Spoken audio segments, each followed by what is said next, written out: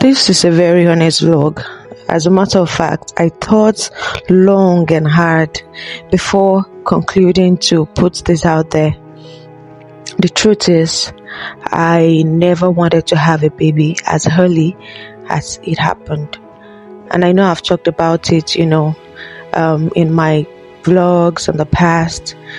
My husband and I had reached the consensus to wait a little bit, and as a matter of fact, I was still trying to find a footing in my career. And funny thing is, a lot of them clicked after I got pregnant, but I was too sick to accept any offer.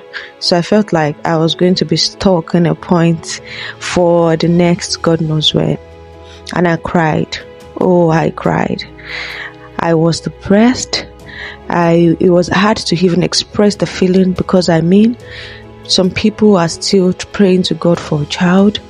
I have a close person to my heart, a very dear person to my heart, who is still waiting on God, and the baby is yet to come. But here am I, carrying a little one inside me, and I was not even looking for it. It was very hard to ask God why, because then, like my mom would say, don't be ungrateful.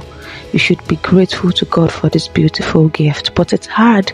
I want to be grateful, but it's really hard, because that means I am going to be tending to this little one for the next 1.5 months or 1.5 years of my life, or even 2 years, because I'm carrying the pregnancy for 10 months and I don't know how much longer I'll have to stay with the baby. And as much as I didn't want to have a baby early, I felt I still wanted to be a hands-on mother. I never want to produce a menace to the society. I look at my husband and I'm like, this is the bar. This is, the kind of son I would like to raise. Like, it is either he is better than this or nothing. And I know to get that done, I need to be a responsible parent. So I'm thinking about a lot of things. How do I get to be this purposeful person that I've always wanted to be? How do I cross into the career that I love so much?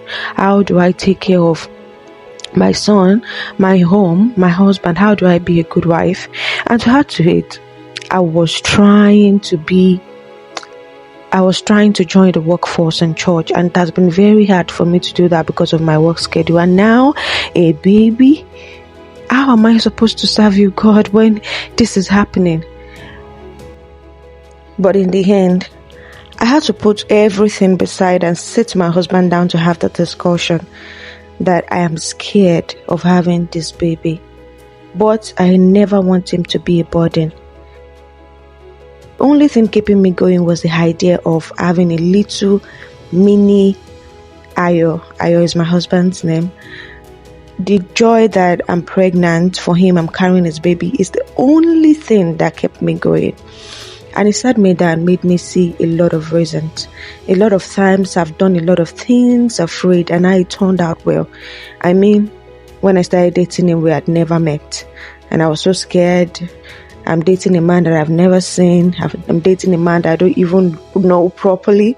Everything I've heard about him is online. But now, a lot of things have changed in my life. My life has gotten 1,000 times better just because I met him. And going into my first job, I was scared. Would I be able to do this? Do I even know what it takes? Will my boss like me? Would I deliver? Would I be the kind of woman I want to be at work? And now I'm crushing my goal and even more. I've done a lot of things afraid, but the truth is, I come out at the other hand looking at myself like, wow, I really did that with God's help.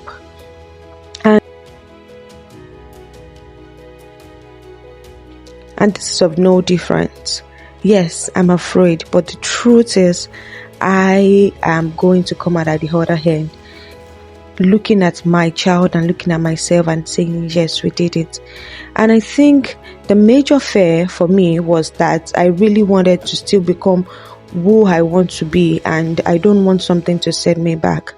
But it's just the same. A lot of people are afraid because they think, oh, when I get married, my life is going to be stuck in a place and all.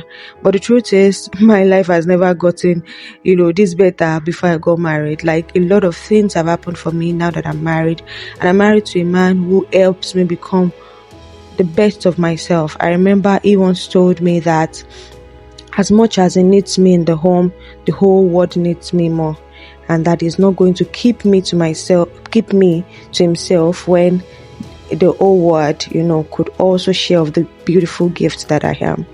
And he also reminded me that I am not alone, and that we are together in this, and that we are going to create a wonderful and beautiful life for this baby, and we are going to be glad that we did.